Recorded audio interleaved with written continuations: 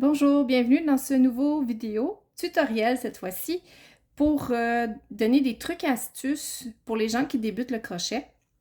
En fait, j'ai quelques petites choses à vous parler, mais je ne vais pas éterniser le vidéo quand même. La première chose qui est importante quand on fait quelque chose au crochet, c'est la tension du fil. J'ai vu certaines personnes, ça m'est arrivé de donner des cours de crochet, certaines personnes ne tiennent pas vraiment leur fil. Elles vont piquer dans la maille. Attends, je vais faire une maille en l'air avant de piquer. Elles vont piquer dans la maille, ensuite enrouler autour, et ensuite elles vont aller chercher. Ça peut fonctionner, mais on a un risque de tension lâche parce qu'on n'a aucun soutien sur notre fil. Donc, qu'est-ce qui serait l'idéal de faire? C'est d'entourer. Il y a plusieurs façons de faire. Moi, j'aime bien entourer le fil autour de mes doigts et faire une... Avec mon index, je vais faire la tension que je veux. Je ne vais pas trop tirer, je ne vais pas être trop lâche, mais je vais quand même donner une certaine tension. Et là, quand je vais aller piquer à l'intérieur, c'est mon crochet qui va venir ramasser la laine pour passer dans le trou. Vous voyez? Et là, ma tension est toujours soutenue. Elle n'est pas trop lâche, elle n'est pas trop serrée, mais elle est soutenue. Dans ce projet-là, j'avais fait des brides. Donc, on va faire une bride. Faire une bride, on passe autour du fil. Avant de piquer, hein? On passe autour avant de piquer. Et j'ai mon soutien. Ensuite, je vais aller chercher. Ici, qu'est-ce que je vais faire pour m'aider? Si j'essaie comme ça, avec mon crochet, de passer dans la maille ici que je suis allée chercher, ça va être compliqué. Fait que je vais, avec mon pouce et mon majeur, je vais tirer pour me laisser une ouverture. Comme là, j'ai perdu mon petit bout. Je vais entourer autour de ma main. Je vais mettre mon index, faire une tension et je vais pousser vers le bas, tirer vers le bas avec mon pouce et mon majeur pour aider mon crochet à passer. Et ensuite, je vais aller fermer ma bride. Je peux l'essayer une autre fois. On tourne autour. On laisse une tension. Je vais faire une bride, donc je ramasse la laine avant de passer. Je pique dans le trou. Et là, je dois sortir aussi sous cette maille, cette jetée-là. Donc, avec mon majeur et mon pouce, je tire vers le bas pour me permettre une ouverture. Et à ce moment-là, c'est beaucoup plus simple de rentrer à l'intérieur. Là, j'ai tiré un fil qu'il ne fallait pas. OK. Donc, ça, c'est pour la tension. La tension, il y a aussi des gens qui aiment bien juste comme glisser le fil entre deux doigts. Ça peut être les doigts que vous voulez. Puis, avec l'index, toujours, on va venir faire la tension comme on veut. L'autre chose qui est important quand on apprend à faire du crochet, c'est de savoir et de comprendre qu'est-ce qu'on fait, où sont nos mailles, comment les compter. Donc, une maille, ça ressemble à un petit V. Je ne dois pas être la seule sur Internet qui a mis une vidéo comme ça, que vous soyez au crochet, au tricot. La maille ressemble à un V comme ça.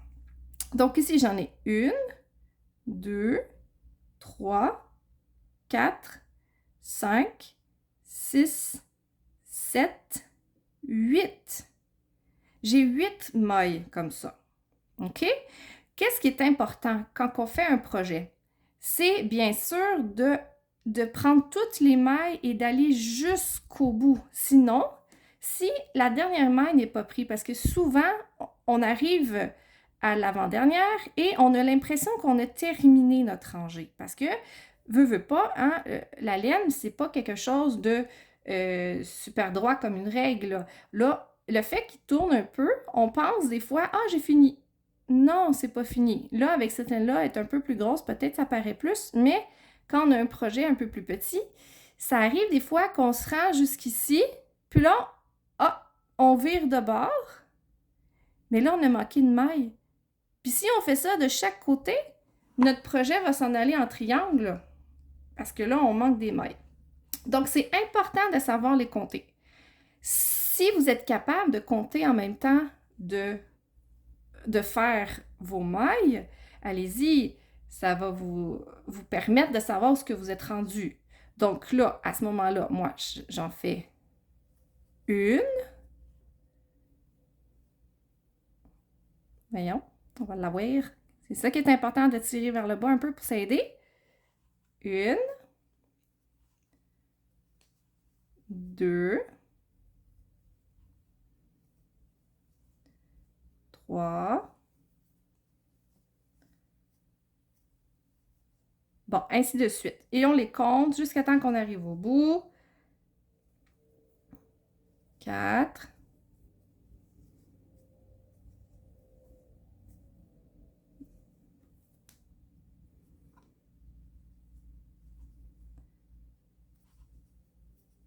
5.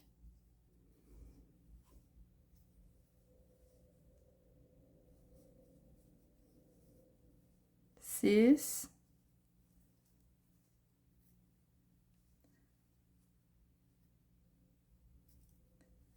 7. OK?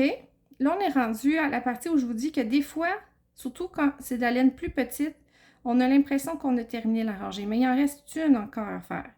8.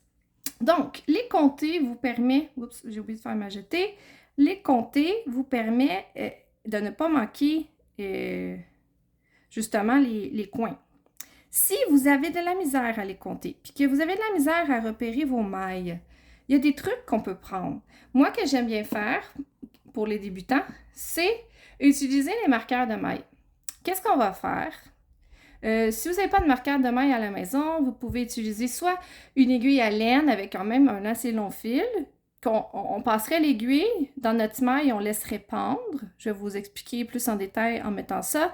Ou on peut prendre une épingle à couche, n'importe quoi qui peut rester en place.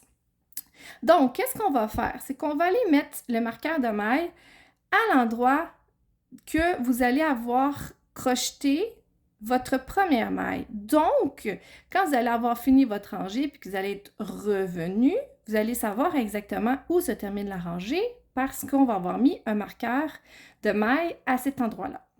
Donc, qu'est-ce que je conseille de faire? Premièrement, c'est de... Là, je vais faire une maille en l'air parce que c'est une nouvelle rangée.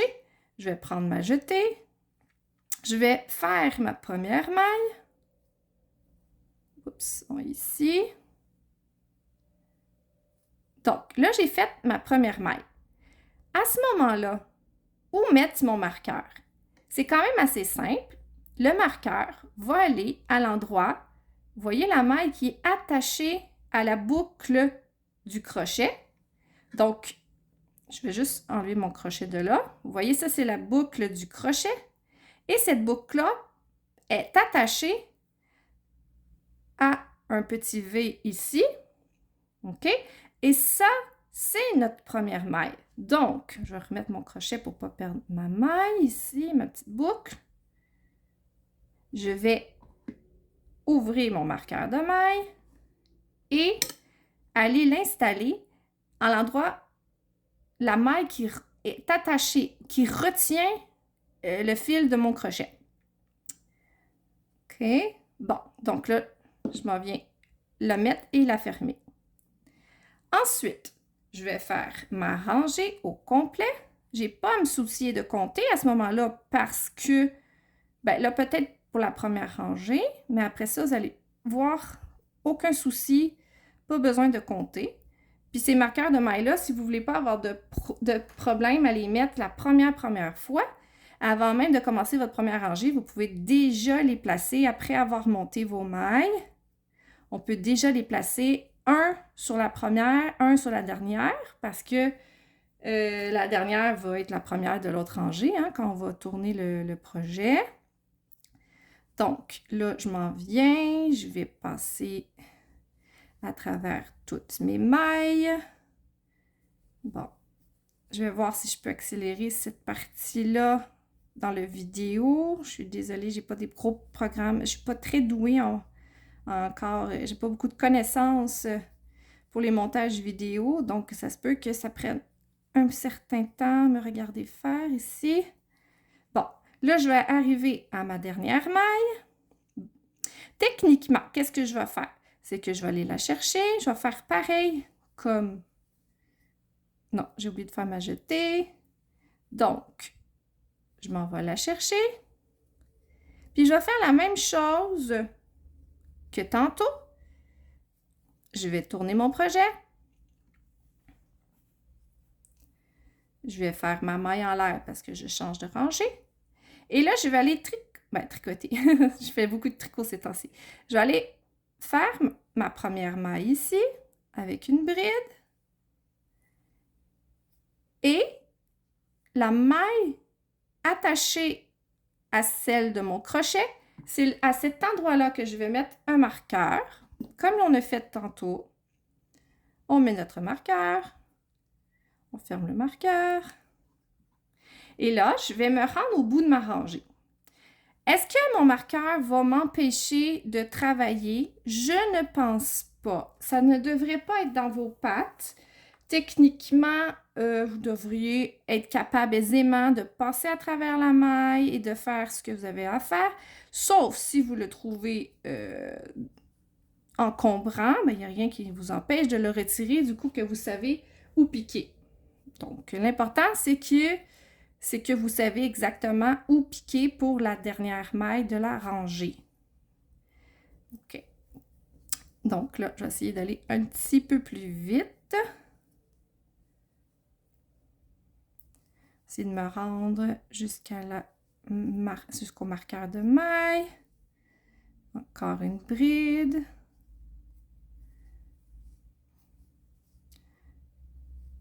Au pire, vous accélérez si moi, j'ai pas réussi à le faire quand vous allez écouter la vidéo. Donc, là, je suis certaine qu'il me reste une maille à faire et je sais exactement où qu'elle est. Elle est ici, à l'endroit où j'ai piqué avec mon marqueur de maille. Donc, moi, comme je vous dis, elle ne devrait pas vous encombrer. Vous devriez être capable de passer quand même, de faire ce que vous avez à faire. Et quand vous allez tourner votre projet et repartir une nouvelle rangée, vous faites votre première maille ici. Et vous allez tout simplement chercher votre marqueur et le changer de place. C'est simple comme ça. Donc, comme je disais, si vous voulez utiliser une aiguille avec un fil, qu'est-ce que je ferais à ce moment-là? C'est que je mettrais un fil assez long, je passerais l'aiguille dans le trou, puis je laisserais pendre mon fil de chaque côté pour ne pas avoir l'aiguille dans les pattes et pas se piquer non plus. Il y a aussi l'option d'avoir, comme je disais tantôt, une épingle à couche qui fait un peu la même chose qu'un marqueur de maille, en fait, là. C'est... Bon, on va essayer de le rentrer comme il faut. Et voilà. Donc ça, c'est un truc que vous pouvez utiliser, surtout le temps de vous habituer à comprendre quelle est votre maille, comment les compter, parce que c'est frustrant de faire un projet et de jamais continuer en ligne droite, puis on voit que, ici j'ai manqué une maille, ou ici j'en ai manqué une, donc là ça va en vaguant, puis là on diminue de plus en plus, et c'est pas ça qu'on veut. Donc quand on apprend à crocheter, qu'est-ce qu'on veut, c'est généralement travailler notre tension, donc on oublie des fois justement de faire attention à ces petites choses-là. Donc ça, c'est un truc que vous pouvez utiliser qui est quand même assez simple. Et c'est ça, le temps de vous familiariser avec ce que vous faites. La chose aussi que je veux vous parler quelques secondes, c'est, je vois des fois des débutants, moi-même, moi-même la première, je m'en rappelle encore, quand on commence à apprendre à faire du crochet ou du tricot, on a tendance à s'obstiner. Ah non, je vais l'avoir, je continue, j'ai mal, mais je continue. Ça prend le temps à votre corps de s'habituer à faire ces mouvements-là. Si vous passez une journée complète à faire du crochet par entêtement et vous dites « je vais l'avoir, je vais l'avoir », oui, vous allez l'avoir. Oui, vous allez vous améliorer plus rapidement, mais s'il vous plaît, prenez des pauses. C'est important. Si vous vous blessez, parce que c'est possible de se blesser, si vous vous blessez et ne prenez pas de pause, ça aussi, ça va être frustrant. Là, non seulement vous allez avoir mal si vous tricotez ou si vous faites du crochet, puis c'est décourageant de faire quelque chose et d'avoir mal. C'est pas, en tout cas, c'est pas encourageant du tout. Et surtout, si vous êtes obligé d'aller voir un praticien ou peu importe, quelqu'un pour vous aider, vous masser ou quoi que ce soit, c'est sûr que c'est coûteux, hein? Donc, prenez des pauses. Il y a la pause qu'on appelle la pause 20-20-20. C'est à chaque 20 minutes, on prend 20 secondes pour aller regarder à 20 mètres. Ça vous oblige à lâcher votre tricot, votre crochet, quoi que ce soit. Ça repose vos yeux, ça repose votre corps.